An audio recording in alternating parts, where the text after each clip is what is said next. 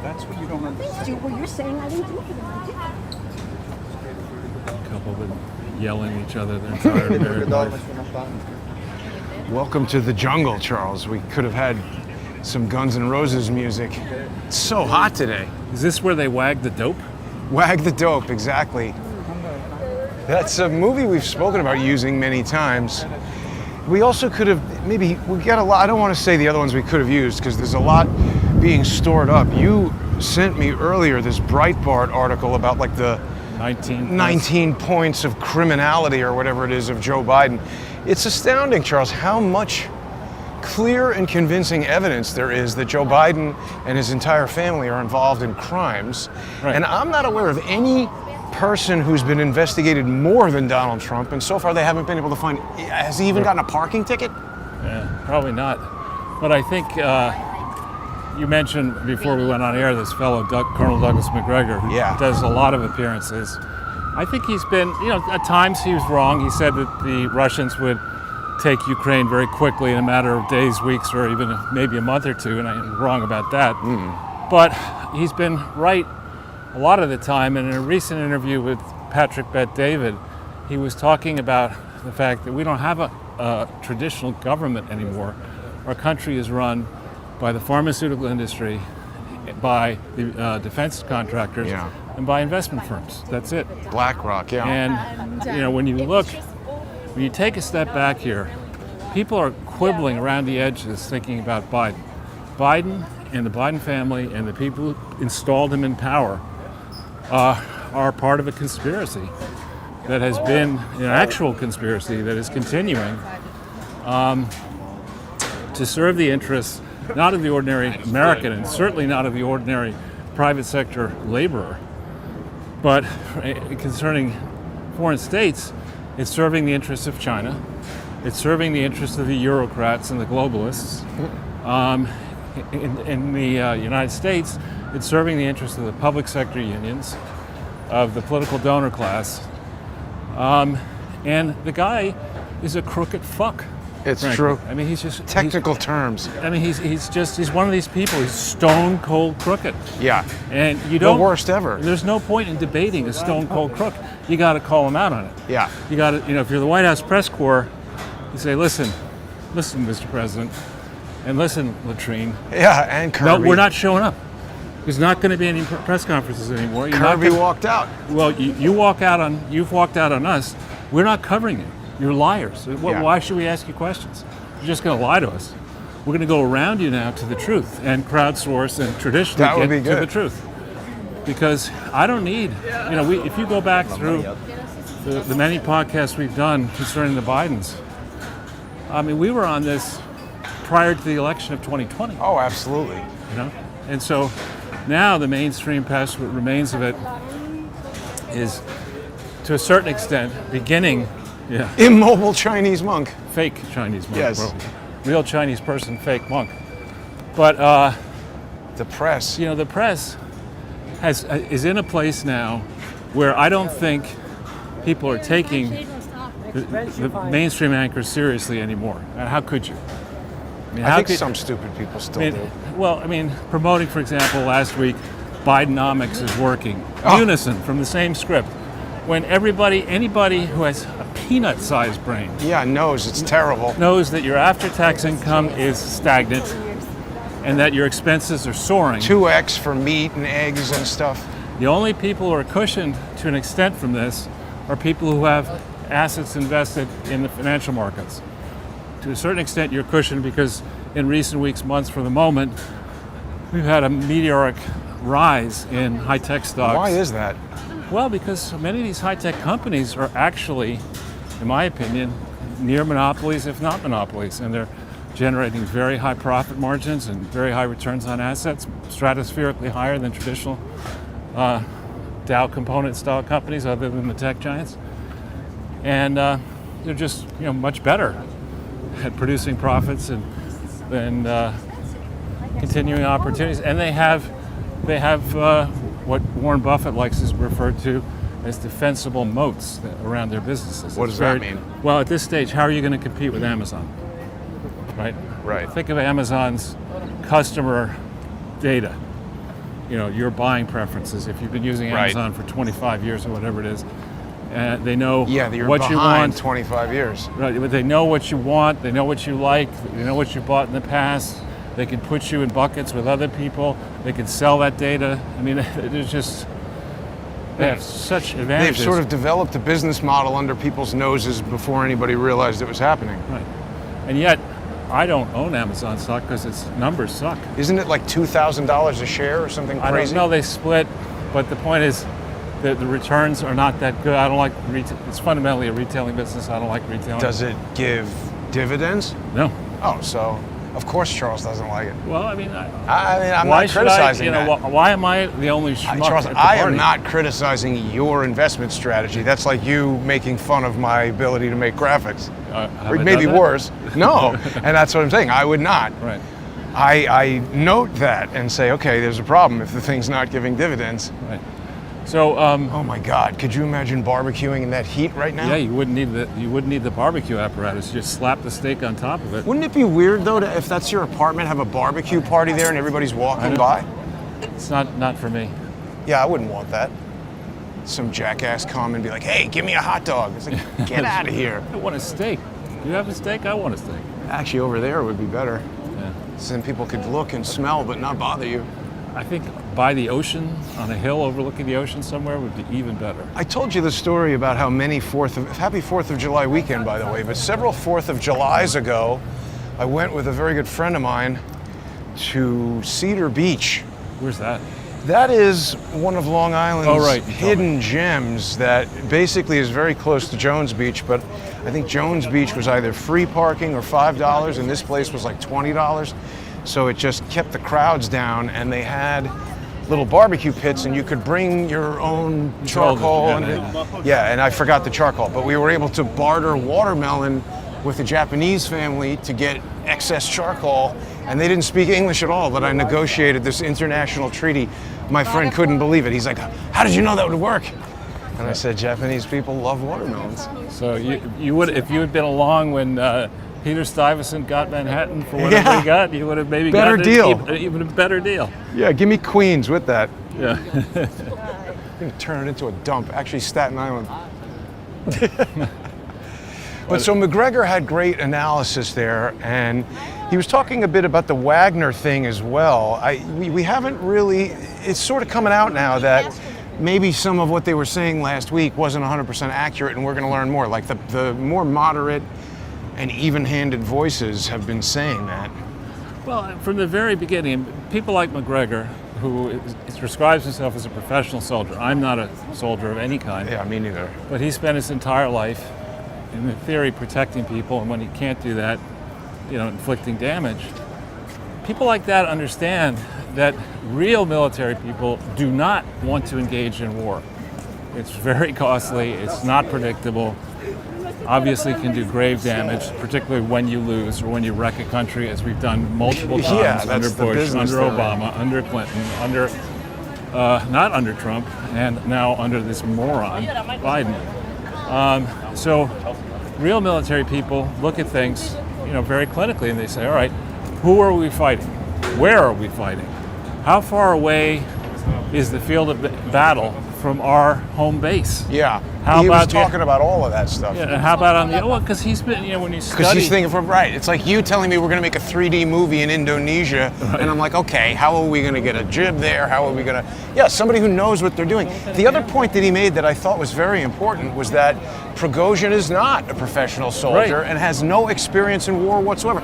It doesn't make sense to me that a person like that would start a military company or even want to go into a battle theater. It's, he's a restaurateur at best. Right. Well, the thing of it is that, if you go into your history, the 30 Years' War from 1618 to 1648 was ultimately settled by the treaty signed at Westphalia.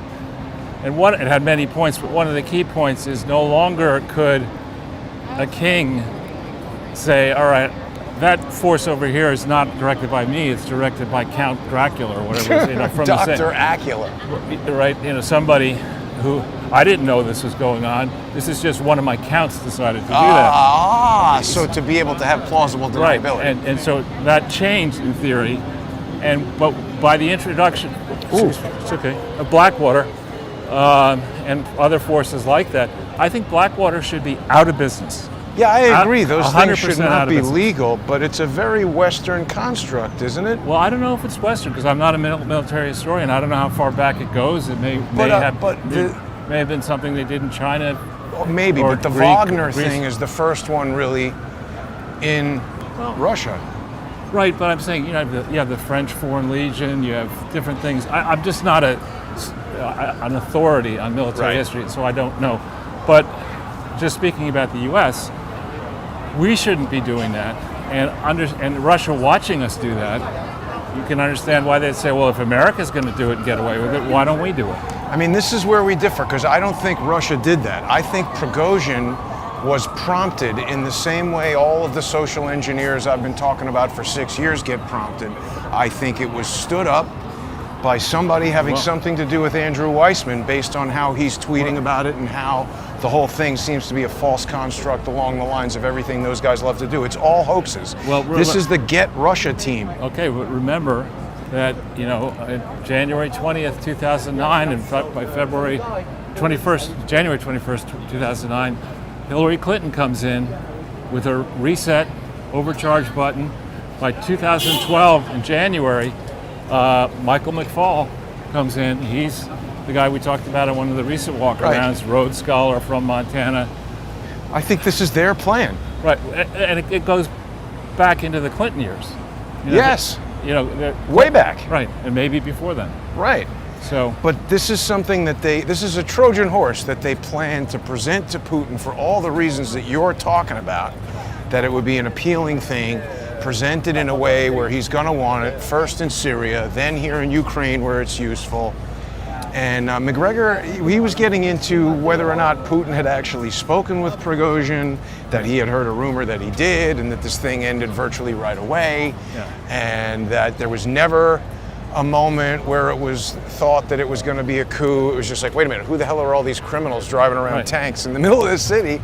But whether you have George Washington, who said, beware foreign entanglements, or Dwight D. Eisenhower, who was, I think, the most decorated military general, saying, beware the military-industrial complex. Yeah, that's what this is. Right, these are people with experience winning tough wars, saying, just watch it. And we're not listening to them. We're listening to people like Jake the Snake Sullivan. Yes. And Chuck E. Cheese Schumer. Office idiots and lawyers. Right. And a bunch of retired generals who are probably getting consulting fees from the defense industry. And my starting place in all this is, I don't think we need many, if any, foreign bases, but we have 150 bases in 150 countries. What the fuck is that? Well, McGregor spoke about the number of generals versus the size of the army now compared to World War II. I mean, that guy speaks like an expert on this. I know when I'm not an expert in something.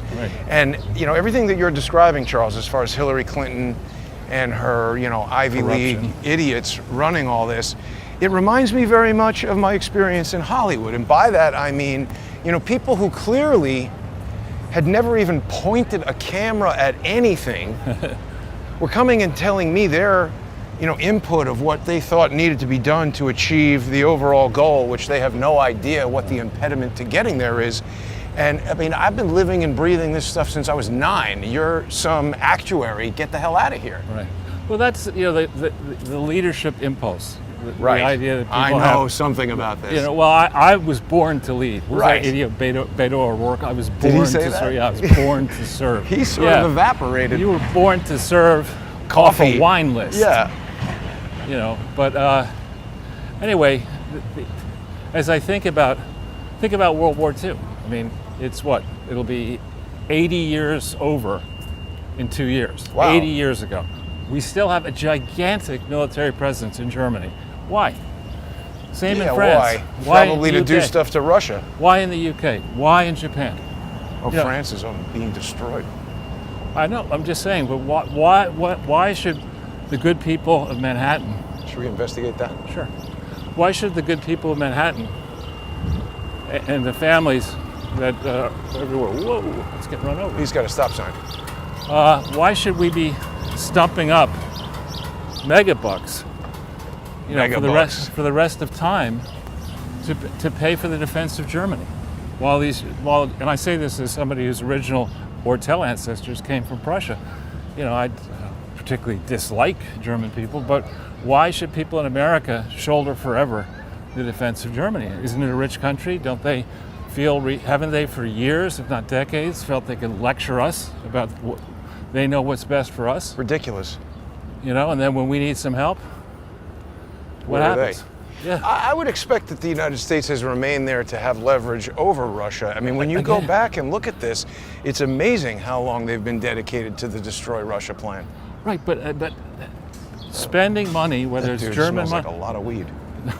Spending money, whether it's German money, American money, or a combination thereof, to maintain a forward position, let's get away from that. That's just an abandoned bag. Let's just get away from it. Oh, it's this person's. That's crazy. Now we're getting into this hot sun here. It's crazy. Let's head back into the city here. Yeah. So, German money, American money. In order to address the deficit and the chronic financial problems that we have, you got to change the business model of the United States of America. You've got to make some tough and frank decisions. And the first one is, we don't need a military person to tell us why we need 150 bases. Right. That's asking the barber if you need a haircut. I mean, the approach is going to be, you can have 10. Only 10. Pick them. Everything else, well, I don't know. Why arbitrary number? I mean, how about just the most dangerous places where we need them? Because, you could always come up with an excuse, right? We have first of all, we have submarines underwater that can go everywhere. I'm talking about physical military bases. Maybe we need 15, but we certainly don't need 150. Yeah, I agree. It's crazy. And and you just go down the list. Why do we need, not just to pick on the military, why do we need biolabs all over everywhere? No biolabs. And now this crooked idiot Biden is talking about sending cluster bombs. Right, isn't that illegal? It is illegal in over 100 countries. Why is he doing that? It's outrageous. Where are the peaceniks? Well, I mean, they're just marching us towards the inevitable. No, but where are the same people who, joined Lady Di, Princess Diana, in the anti-landmine, cluster bomb crusade? Why are these people saying nothing? Because they're just too busy being outraged by, I don't know what, Joe Rogan or Donald Trump or whatever the latest upset is. Well, how much do you think they're charging for gas over there? $4.69. $4.69, not bad. Not bad. Well, I mean, it was $5-something the last time. You're right. I don't know. I've been conditioned. That is crazy.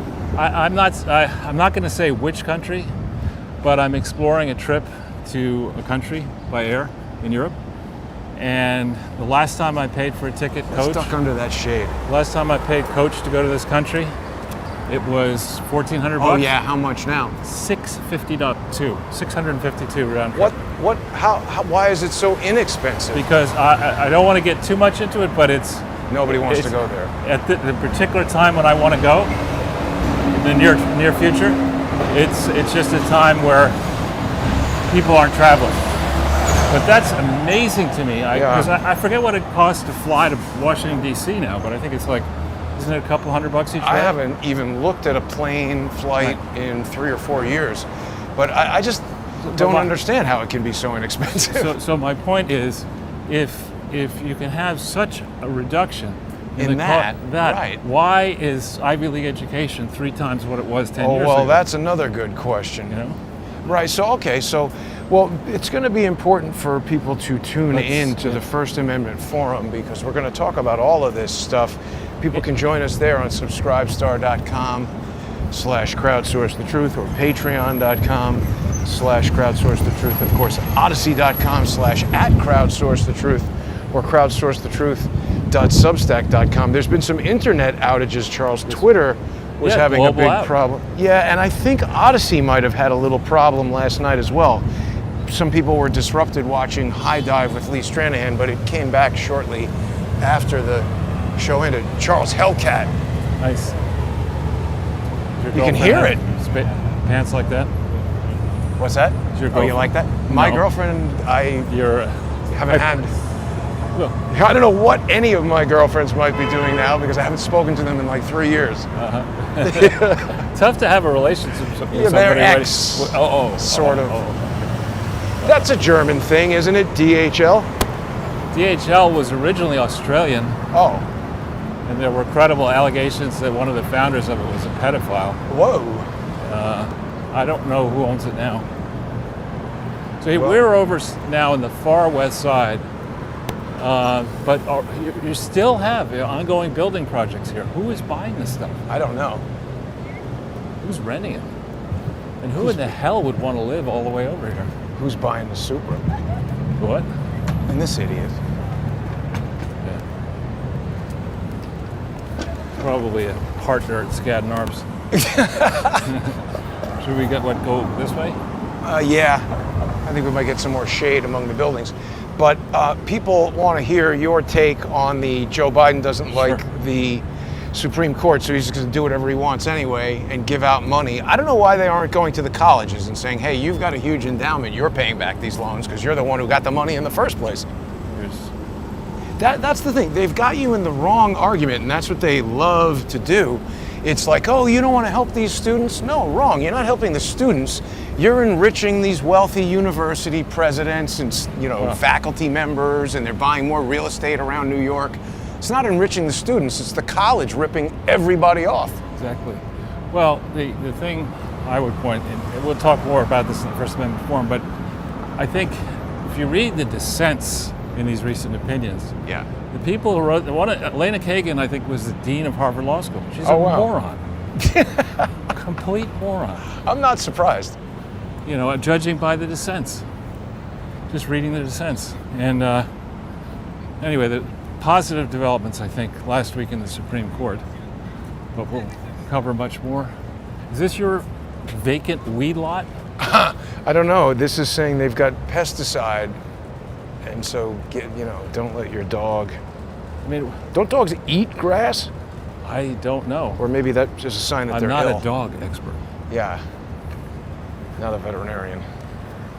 I mean, to me, that is the only thing that makes the Supreme Court not credible, is that you got people on there who don't even know what a woman is. It's like, dude, you are one. How do you... This is the stupidest thing anybody's ever said. You're fired. Yeah. Cool. Well, we're high atop the Lincoln Tunnel here. It's beautiful. Lovely. This is, you come to New York from all over the world, spread a picnic table out here, smell the exhaust, hear the road noise, smell the garbage. I think it's just the entrance to the Lincoln Tunnel, no? Well, I'm saying, yeah. The entrance. You idle, you pay up to $2,000. Charles, this bus is going to France. On the occasion. This one here, Fleur de Lis. Oh my God.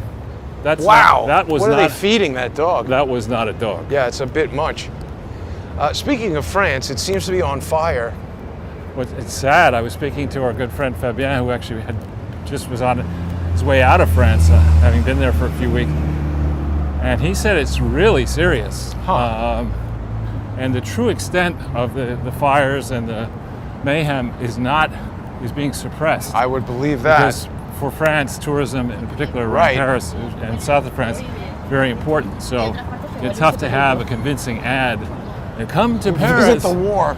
With this man and woman, look at the Eiffel Tower. Next thing you know, the woman's abducted, the man gets on fire. Parking. Actually, Clarissa's final trip to Europe, she went to Paris and with a friend, and they left stuff in a rental car on the street in a nice part of Paris. Everything stolen, including her passport, which was stupid to leave in the car. Yeah.